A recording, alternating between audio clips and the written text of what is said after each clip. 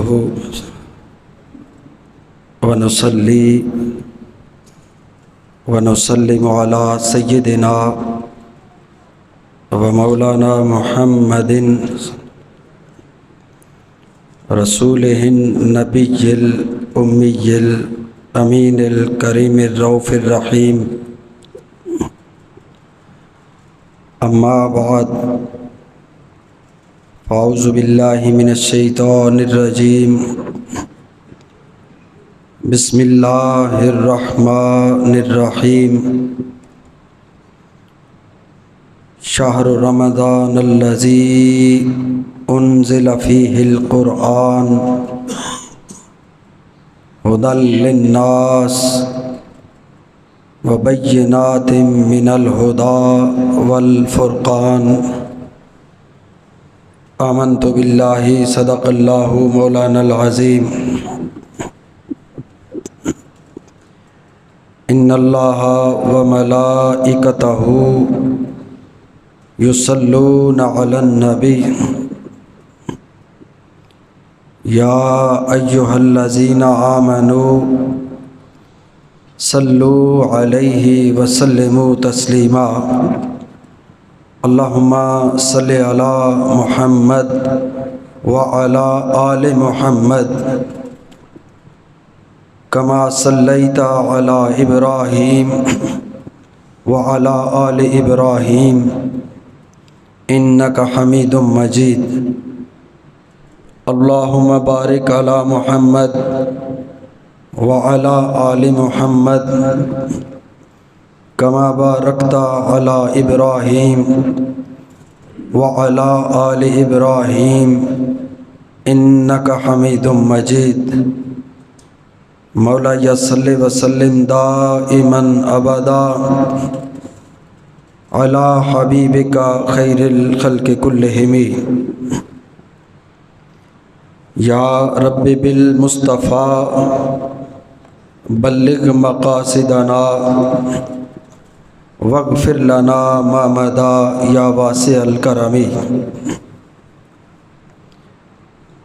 انتہائی عزت و احترام کے لائق بزرگوں، دوستوں، نوجوان ساتھیوں، عزیز بچوں، السلام علیکم ورحمۃ اللہ وبرکاتہ. اللہ جل مجدہ کا بے پایاں فضل اور احسان کہ جس کی توفیق سے آج ہم اس کے حضور اس کی بندگی بجا لانے کے لیے حاضر ہیں، اور کروڑوں درود سرور انبیاء حبیب کبریا محبوب کبریا احمد مجتبی محمد مصطفیٰ صلی اللہ علیہ وآلہ وسلم کی ذات انور پر کہ جن کے توسط سے اور توسل سے اللہ نے ہمیں اپنے پاکیزہ گھر میں، پاکیزہ ماحول میں، پاکیزہ لمحات میں اپنا ذکر، اپنا فکر اور اپنا قرب عطا فرمایا. آج رمضان کریم کا آخری جمعہ ہے اور آخری عشرہ ہے. قرآن کریم فرقان حمید کی جو آیہ کریمہ میں نے آپ کے سامنے تلاوت کی، اس کی مناسبت سے آج انشاءاللہ عظمت قرآن کے حوالے سے بیان ہوگا. اللہ رب العالمین نے ارشاد فرمایا کہ شہر رمضان الذی انزل فیہ القرآن. لوگوں، یہ عزت، عظمت اور حرمت والا مہینہ وہ مہینہ ہے کہ جس کے اندر میں نے اپنا پاکیزہ کلام قرآن اتارا ہے. ہدی للناس، اور یہ کلام ایسا جامع کلام ہے کہ جو ساری انسانیت کے لیے ہدایت کا مرکز ہے، وَبَيِّنَاتٍ مِّنَ الْهُدَىٰ، اور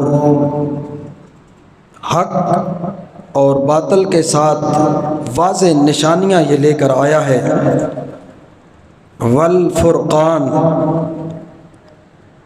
اور یہ ایسی کتاب ہے کہ جو فرق کر دیتی ہے اچھوں اور بروں میں، کھوٹوں اور کھروں میں،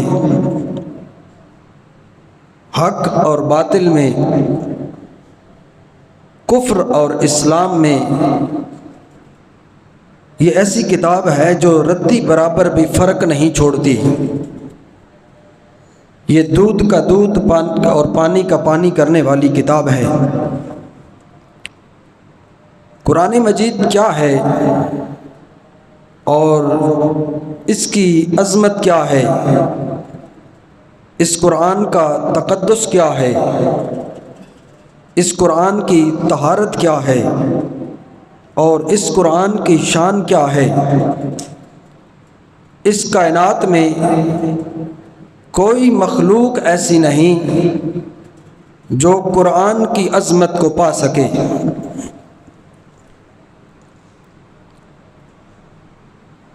اس کی عظمت ہماری سوچوں سے ماورا ہے،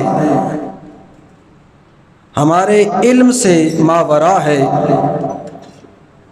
ہمارے تخیل سے اس کی عظمت، عزت اور حرمت ماورا ہے، اور ہمارے اوہام سے اس کی عصمت اور عزت اور شان اور مرتبہ ماورا ہے۔ اس قرآن کو صرف وہ جانتا ہے جس نے اس کو نازل فرمایا، اور اس قرآن کی عظمت کو پھر وہ جانتا ہے جو اس قرآن کو اس سے لے کر آیا، اور یا پھر اس قرآن کی عزت اور عظمت کو وہ جانتا ہے جس کے قلب اطہر پر یہ قرآن سمایا۔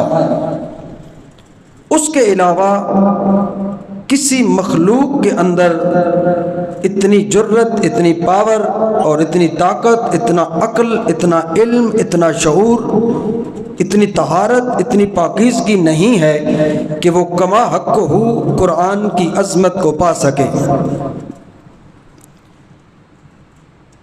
یہ دیکھنے میں ایک چھوٹی سی کتاب ہے، لیکن اس کی خاطر اگر ہم تاریخ پر، سیرت پر نظر دوڑائیں تو ہمیں معلوم ہوگا کہ ہمارے پیارے مصطفیٰ محبوب خدا صلی اللہ علیہ وآلہ وسلم نے اس قرآن کی خاطر کتنی تکلیفیں اٹھائی ہیں، کتنی آقا علیہ الصلوۃ والسلام نے اس قرآن کی خاطر ماریں کھائی ہیں، کتنے مصطفیٰ کریم صلی اللہ علیہ وآلہ وسلم نے اس قرآن کی خاطر پتھر کھائے ہیں، اور تاجدار کائنات صلی اللہ علیہ وآلہ وسلم نے اس قرآن کی خاطر کتنے دکھ اٹھائے ہیں۔ اس قرآن کی خاطر مصطفیٰ کریم صلی اللہ علیہ وآلہ وسلم کے سر انور پر لوگوں نے اس کی تلاوت کی وجہ سے مٹی بھی ڈالی، مصطفیٰ کریم صلی اللہ علیہ وآلہ وسلم کو پتھر بھی مارے، آقا نامدار صلی اللہ علیہ وآلہ وسلم کے سر انور پر زخم بھی لگائے، اور تاجدار کائنات جب پتھر کھا کر، مٹی سر میں ڈلوا کر، زخم کھا کر گھر پر جب تشریف لائے تو میرے آقا صلی اللہ علیہ وآلہ وسلم کا کوئی بیٹا نہ تھا، بیٹیاں تھیں اور بہنیں تھیں۔ آقا کی بہنوں اور بیٹیوں نے مصطفیٰ کریم صلی اللہ علیہ وآلہ وسلم کا سر انور مٹی سے بھی صاف کیا اور خون سے بھی صاف کیا اس قرآن کی خاطر۔ آقا مکے کے اندر ایک پہاڑ کی چٹان پر ایک پتھر پر کھڑے ہو کر قرآن کی تلاوت کر رہے تھے اور لوگوں کو اپنی طرف متوجہ کر رہے تھے کہ ابو جہل نے آوارہ لڑکے بلائے اور آوارہ لڑکوں نے پتھر مصطفیٰ کریم کو مارے۔ پہلے انہوں نے تالیاں بجائیں، سیٹیاں بجائیں اور پھر آقا علیہ الصلوۃ والسلام کے سر انور پر مٹی ڈالی اور ان اوباش لڑکوں نے پتھر مار کر مصطفیٰ کریم صلی اللہ علیہ وآلہ وسلم کو زخمی کر دیا اور پھر تاجدار کائنات صلی اللہ علیہ وآلہ وسلم کو گالیاں دیں ان اوباشوں اور بدبختوں نے۔ اور قرآن نے اس کا نقشہ کھینچا، قرآن نے کہا قال الذین کفروا لا تسمعوا لہذا القرآن، وہ بدبخت وہ نامراد کہنے لگے کہ خبردار کوئی شخص اس قرآن کی آواز کو نہ سنے۔ قال الذین کفروا لا تسمعوا لہذا القرآن، کوئی بندہ اس مصطفیٰ کی زبان سے نکلنے والے قرآن کی تلاوت نہ سنے۔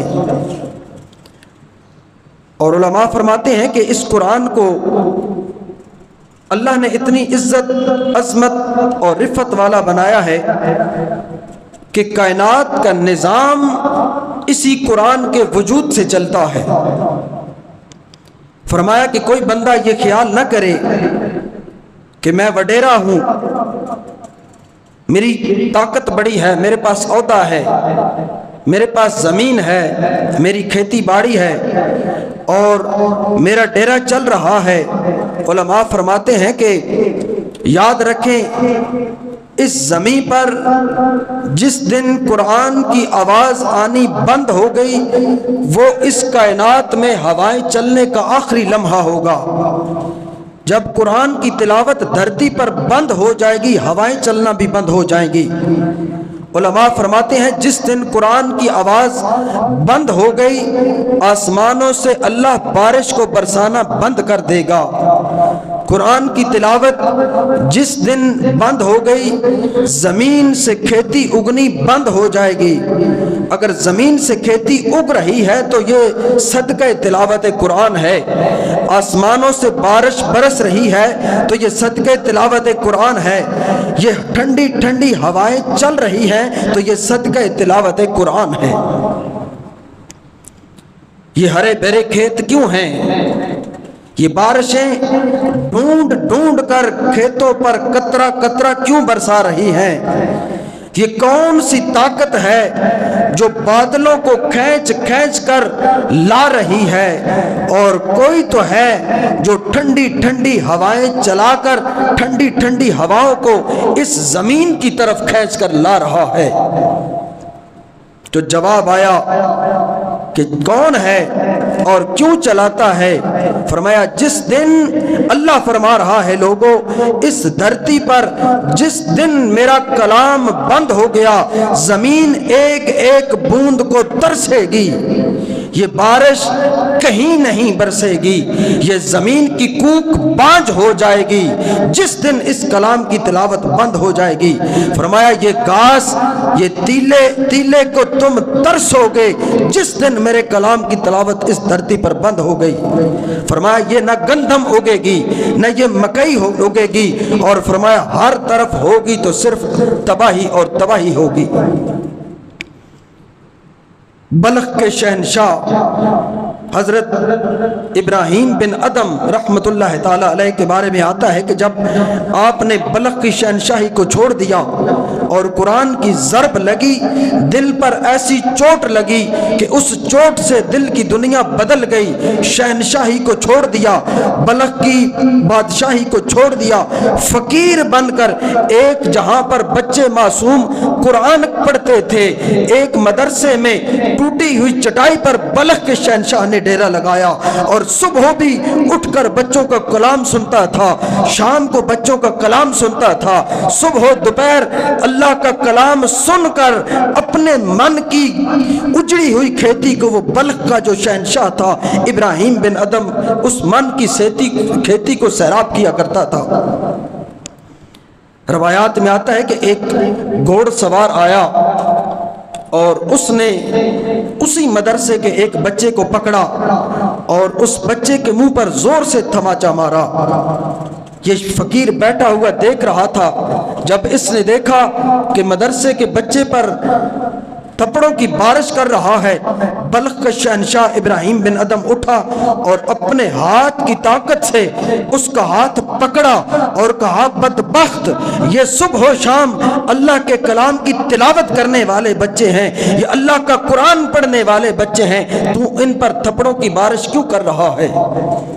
تو اس نے کہا، اے درویش، تو جانتا نہیں ہے اس مدرسے کا نظام میری زمین سے چلتا ہے، اس مدرسے کو خوراک میری زمین سے ملتی ہے، اس مدرسے کے بچوں کو کپڑا میرے کارخانوں سے ملتا ہے، اور اس مدرسے کا نظام میں چلاتا ہوں، اور ان بچوں کے اندر اتنی تمیز بھی نہیں ہے کہ جب میں گھوڑے پہ آیا ہوں تو انہوں نے میرے گھوڑے کی لگام بھی نہیں تھامی۔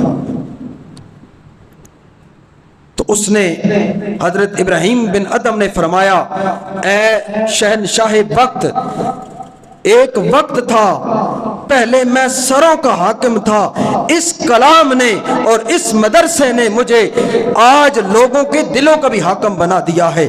اور آپ نے فرمایا، یاد رکھ، یہ بچے، یہ معصوم، یہ کمزور، یہ چٹائی پر آدھی رات کو یہ جو قرآن پڑھ رہے ہوتے ہیں، تو آرام کرتا ہے اپنے بستر پر اور یہ اٹھ اٹھ کر اللہ کا کلام پڑھتے ہیں۔ اور آپ نے فرمایا، اگر کوئی ہل چلاتا ہے، کوئی زمین میں ٹریکٹر چلاتا ہے، کوئی کھیت میں پانی دیتا ہے، جب یہ بچے الحمدللہ رب العالمین کی صدا دیتے ہیں، اللہ کی آسمانوں سے آواز آتی ہے، حمدنی عبدی، اے فرشتو جاگ جاؤ، زمین پر دیکھو، ایک معصوم بچہ اٹھ اٹھ کر میں اللہ کی تعریفیں کر رہا ہے۔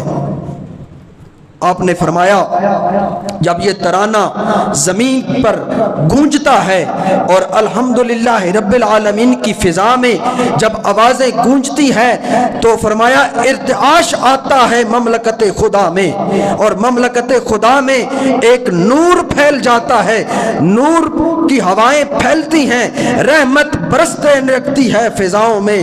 جب زمین کی کوکھ پر کوئی بندہ الحمدللہ رب العالمین کہتا ہے، فرمایا اسی وقت جب زمین سے الحمدللہ رب العالمین کی صدا گونجتی ہے، اللہ فرماتا ہے، فرشتوں، یہ جو زمین کے اندر دانہ ڈال رہا ہے، اس دانے میں بھی برکت ڈال دو۔ اے فرشتوں، یہ جو زمین کے اندر پھل لگا ہوا ہے، اس الحمدللہ رب العالمین پڑھنے کی برکت سے اس پھل کے اندر رس ڈال دو۔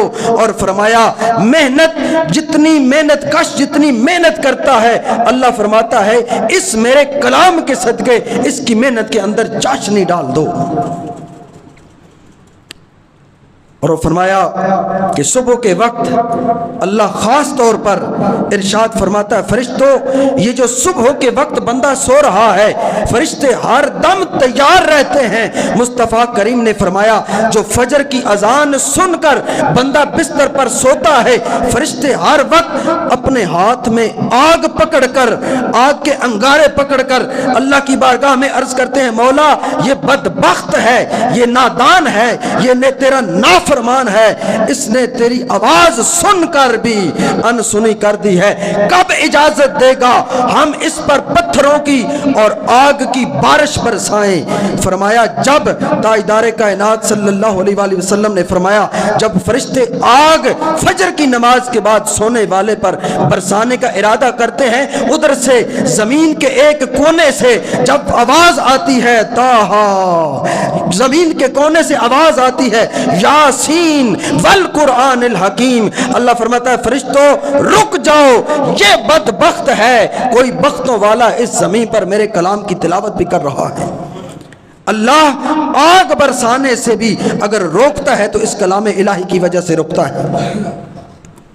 اللہ فرماتا ہے، فرشتوں، اس بندے پر آگ نہ برسانا، اٹھ جاگ، گراڑے مارنی۔ بابا بلے شاہ نے فرمایا کہ اٹھ جاگ گراڑے صبح نہ سویا کر، اٹھ جاگ گراڑے مار نہیں، اے سون تینوں درکار نہیں۔ بلے شاہ نے فرمایا ایک دن جہانو جانا ہے جا قبراں وچ سمانا ہے، اور فرمایا تیرا گوشت کیڑے کھانا ہے، اتھے آنا دوجی وار نہیں، اٹھ جاگ گراڑے مار نہیں۔ بابا بلے شاہ رحمۃ اللہ تعالیٰ علیہ نے فرمایا جب ہم سو رہے ہوتے ہیں، ابراہیم بن ادم نے فرمایا وہ بدبخت انسان تو اس پر تھپڑوں کی بارش کر رہا ہے اور مدرسے کے بچے پر ہاتھ اٹھا رہا ہے۔ فرمایا جب ہم سو رہے ہوتے ہیں یہ بچے آدھی رات کو اٹھ کر قرآن کی تلاوت کر رہے ہوتے ہیں۔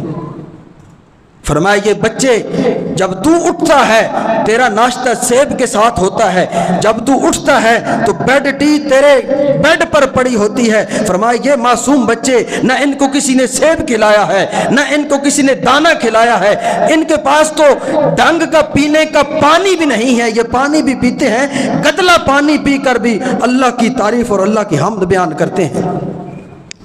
اور فرمایا علم کی سزا اور علم کی صدا جب تک گونجتی رہے گی، زمین سے کھیت اگتے رہیں گے، سبزہ پھیلتا رہے گا، بارشیں برستی رہیں گی، ہوائیں چلتی رہیں گی، جب تک اس دھرتی پر اللہ کا قرآن تلاوت کیا جا رہا۔ اور فرمایا کسی مجلس میں پھر ابراہیم بن ادم نے فرمایا میرے مصطفیٰ نے فرمایا میں جب ان کا قرآن سنتا ہوں، ان کا قرآن سن کر میرے سینے سے ایک ہوک اٹھتی ہے اور ایک کوک اٹھتی ہے۔ فرمایا میرے مصطفیٰ نے فرمایا تھا جو اللہ کے کلام کی تلاوت سن کر جس کے اندر سے ایک ہوک اٹھے اور ایک گولا اٹھے اس کے اندر سے جو زبان پر آئے تو داڑھ کہلاتا ہے، جب وہ فرمایا جو داڑھ جب آنکھوں میں آئے تو مصطفیٰ کریم نے فرمایا وہ آنسو کہلاتی ہے۔ تاجدار کائنات صلی اللہ علیہ وآلہ وسلم نے فرمایا اس قرآن کی تلاوت کو سن کر تیری آنکھوں کے اندر ایک کمزور سا جو آنسو آتا ہے، ایک نحیف سا، ایک مہین سا قطرہ جو تیری آنکھوں میں آتا ہے، اور وہ قطرہ اتنا کمزور ہوتا ہے، اتنا مہین ہوتا ہے، اتنا نحیف ہوتا ہے کہ وہ قطرہ تیری آنکھ کے کٹورے سے باہر بھی نہیں آتا، تیری آنکھ کے اندر سما جاتا ہے۔ مصطفیٰ نے فرمایا وہ اتنا کمزور قطرہ جو آنکھ سے باہر بھی نہیں آتا، اللہ کے کلام کی وجہ سے تھوڑا قطرہ بھی آقا علیہ السلام نے فرمایا وہ ساری جہنم کو بجھانے کے لیے کافی ہے۔ اور فرمایا ایک قطرہ تیری آنکھ سے جو تلاوت کلام کی وجہ سے آ جائے وہ جہنم کی آگ کو بجھانے کے لیے کافی ہے۔ قرآن مجید دیکھنے میں ایک چھوٹی سی کتاب ہے، لیکن اس سے پوچھیں جو اس کو وہاں سے لایا اللہ کی بارگاہ سے۔ جبریل علیہ السلام کے بارے میں آتا ہے کہ اللہ تعالیٰ پہلے جبریل کو اپنی بارگاہ میں بلاتا ہے، جب آسمان سے کوئی آیت دینی ہوتی، کوئی کلام دینا ہوتا، کوئی صورت قلب مصطفیٰ پر اتارنی ہوتی تو اللہ جبریل کو پہلے اپنی بارگاہ میں بلاتا اور جبریل کو فرماتا جبریل میں تجھے اس لیے بلا رہا ہوں کہ میں نے اپنے محبوب کی طرف کوئی پیغام بھیجنا ہے قرآن کی صورت میں۔ اور روایات میں آتا ہے کہ جبریل علیہ السلام جب اللہ کا قرآن لینے کے لیے جاتے سب سے پہلے اللہ کی بارگاہ میں سجدہ کرتے تھے۔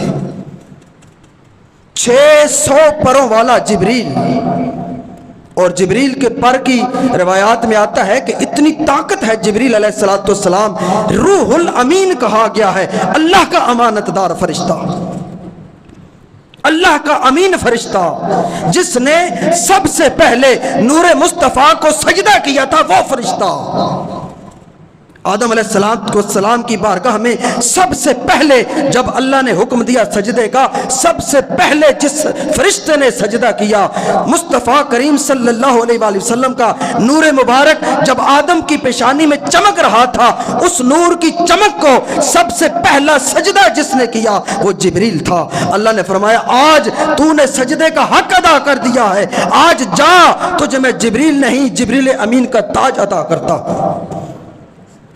آقا علیہ السلام نے فرمایا اس کے 600 پر ہیں، اگر 600 پروں میں سے ایک پر کے نکر کو بھی یہ اگر حرکت دے تو 14 طبق روئی کا مصطفیٰ کریم نے فرمایا روئی کا بمبا بن کے ہوا میں اڑ جائے۔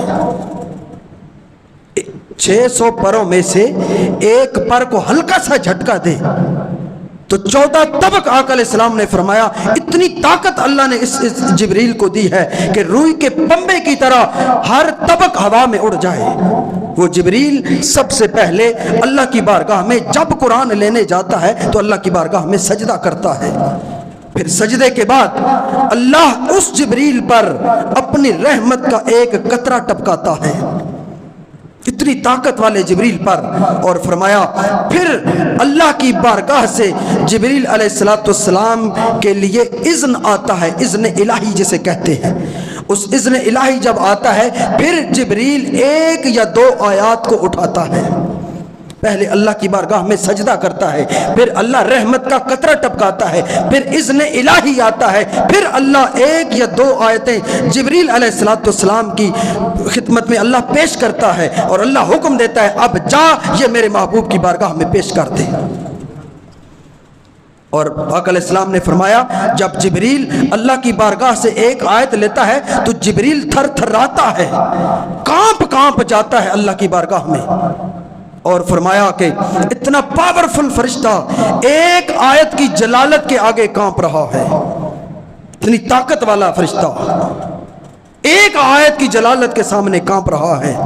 और रवायात में आता है आका अलैहिस्सलाम ने इरशाद फरमाया, जब ये जिब्रील आयत अल्लाह की बारगाह से लेकर जमीन की तरफ उतरता है, जिस आसमान से गुजरता है आसमान कांपना शुरू हो जाता है और आसमान के सारे मलाइका इस कुरान की जलालत की वजह से सारे मलाइका अल्लाह के बारगाह में सजदे में गिर जाते हैं। जिस आसमान से गुजरता है आसमान थर्राता है, आसमान कांपता है और सारे फरिश्ते इस कुरान की जलालत की वजह से, कुरान की हैबत की वजह से सारे मलाइका सजदे में गिर जाते हैं और एक ही सदा गूंजती है हर आसमान से, क्या क़यामत आ गई है। फरिश्ते अपनी अपनी ड्यूटियां छोड़कर अल्लाह की बारगाह में सजदा करते हैं। जब कुरान लेकर जिब्रील सिर्फ गुजरता है और एक दूसरे से पूछते हैं सजदे की हालत में, क्या क़यामत आ गई है। अल्लाह अपनी बारगाह से आवाज देता है, लोगों नहीं, क़यामत नहीं आई, क़यामत की खबर देने वाले कुरान का नुज़ूल हो रहा है। और फरमाया पूरा आसमान कांप जाता है। और फिर फरमाया कि जिस कुरान की एक आयत उठाए जिब्रील और थर थर्राए, कांप जाए जिब्रील। साहबा फरमाते हैं हुजूर सरवर अंबिया सल्लल्लाहु अलैहि वसल्लम पर जब कुरान नाज़िल होता, आका अलैहिस्सलाम का चेहरा मुतगय्यर हो जाता, रंग जर्द हो जाता। साहबा किराम फरमाते हैं एक दिन हमने देखा आका अलैहिस्सलाम बड़ी तेज रफ्तार ऊंटनी पर सफर कर रहे हैं, अचानक उस ऊंटनी के अगले दोनों पांव उस रेत में और उस रेगिस्तान के अंदर धंस गए। हम हैरान हुए और पूछा, या रसूलुल्लाह सल्लल्लाहु अलैहि वसल्लम क्या हुआ।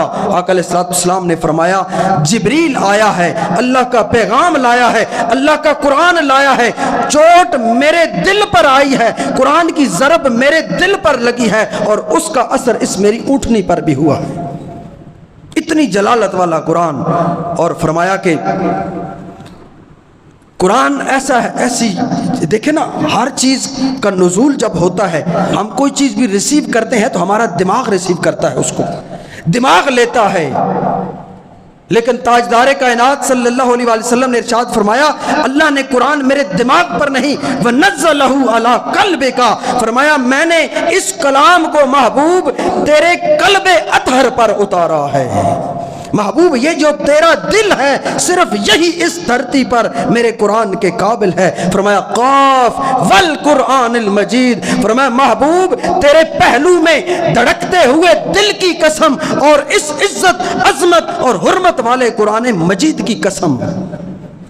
अल्लाह उस कुरान की कसमें खा रहा है और अल्लाह ने फरमाया मेरे महबूब सिर्फ इस धरती पर एक तेरा दिल है जो मेरे कुरान के काबिल है। और फिर आका अलैहिस्सलाम ने इरशाद फरमाया, मेरे अल्लाह ने मुझे फरमाया है मेरे महबूब ये कुरान जो तेरे दिल के अंदर मैंने और तेरे दिल के ऊपर इसकी वही की है, अगर मैं ये पहाड़ों पर नाज़िल करता, पहाड़ इस कुरान की हैबत को बर्दाश्त न कर सकते और पहाड़ पिघल जाते। अगर मैं इन आयात को आसमानों पर नाज़िल करता, आसमान चल पड़ते। अगर मैं इसको अपने फरिश्तों पर नाज़िल करता, फरिश्तों के चेहरे بدل جاتے اور فرشتوں کے دل جو ہیں وہ پھٹ جاتے ہیں۔ لو انزلنا هذا القرآن على جبل لرأيته خاشعا متصدعا من خشیۃ اللہ۔ فرمایا یہ کلام اگر میں پہاڑوں پر نازل کرتا، یہ پہاڑ ریزہ ریزہ ہو جاتے اس کی ہیبت کی وجہ سے اور اس کی خشیت کی وجہ سے۔ اور کتنا کلیجہ ہے مصطفیٰ کریم صلی اللہ علیہ وآلہ وسلم کا، جس کو پہاڑ برداشت نہ کر سکے، ملائکہ کا سردار فرشتہ اٹھائے کانپ کانپ جائے، تھر تھر رائے، اللہ کی بارگاہ میں سجدہ کرے، پھر رحمت کی سفارش کرے، اذن الہی کی اللہ کی بارگاہ سے سفارش کرے، کانپ کانپ جائے، اس قرآن کو اللہ فرماتا ہے وَنَزَّلَهُ عَلَىٰ قَلْبِكَ، میرے محبوب اس کو میں نے تجھے تیرے پاکیزہ اور عزت حرمت والے دل پر نازل کیا ہے۔ دوستو یہ قرآن وہ کلام ہے، اللہ فرماتا ہے جس دن اس کی آواز اس دھرتی پر بند ہو جائے گی، نہ ہوا چلے گی، نہ آسمان سے بارش برسے گی، نہ زمینوں سے سبزہ اگے گا۔ فرمایا یہ کائنات بانجھ ہو جائے گی، اس کی کوک بانجھ ہو جائے گی جب اس دھرتی پر میرا کلام پڑھنے کی ایک آواز بھی اس دھرتی پر نہیں رہے گی۔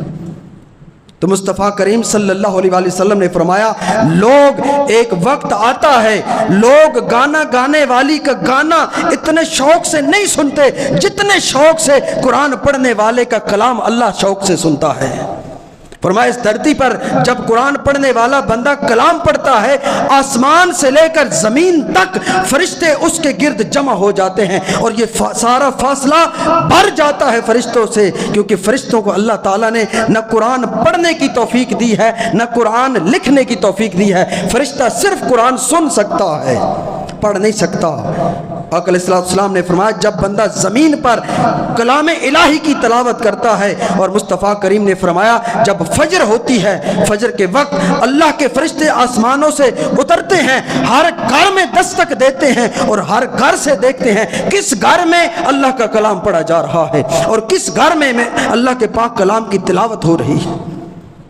تاجدار کائنات صلی اللہ علیہ وآلہ وسلم نے فرمایا میرے صحابہ ایک وقت تھا اس قرآن کی خاطر میں نے پتھر کھائے ہیں، ایک وقت تھا اس قرآن کی خاطر میں نے اپنے سر میں مٹیاں ڈلوائی ہیں، اس قرآن کی خاطر اوباش لڑکوں سے میں نے گالیاں سنی ہیں، اس قرآن کی خاطر میرا بیٹا نہیں تھا، میری بیٹیاں میرا سر صاف کرتی تھیں جب اس قرآن کی خاطر مجھے دھکے پڑتے تھے، اس قرآن کی خاطر مجھے گالیاں تک پڑتی تھیں، اس قرآن کی خاطر اوباش مکے کے لڑکے جو ہیں وہ مجھے پتھر مارتے تھے۔ فرمایا اس قرآن کو سینے سے لگاؤ، اس قرآن کی تلاوت کرو۔ اللہ فرماتا ہے میں نے اس دھرتی پر دو سرچشمے بنائے ہیں، ایک سرچشمہ وہ چشمے قلب مصطفیٰ ہے، اور فرمایا دوسرا چشمہ جہاں سے اللہ کا نور پھوٹتا ہے، اللہ کی ہدایت ملتی ہے، اللہ کی معرفت ملتی ہے، اس کی بندگی کا سرور ملتا ہے۔ فرمایا اس دھرتی پر دو چشمے بنائے ہیں، ایک چشمہ ایک قرآن قرآن مجسم ہے، ایک قرآن قرآن منزل ہے۔ فرمایا یہ دو قرآن ہے، ایک قرآن اس قرآن کی خبر دیتا ہے، وہ قرآن اس کی خبر دیتا ہے، اس لیے تو کہا کہ سارا قرآن تیرا رنگ بیان لگتا ہے، اس کا قاری ہوں کہ تیری زبان لگتا ہے، سوئے افلاق پہ جب بھی اٹھتی ہے نظر آقا، چاند مجھ کو تیری ایڑی کا نشان لگتا ہے۔ اللہ کریم ہمیں قرآن کریم کو پڑھنے اور پڑھ کر اس پر عمل کرنے کی توفیق عطا فرمائے۔ وما علینا الا البلاغ۔ سنت ادا۔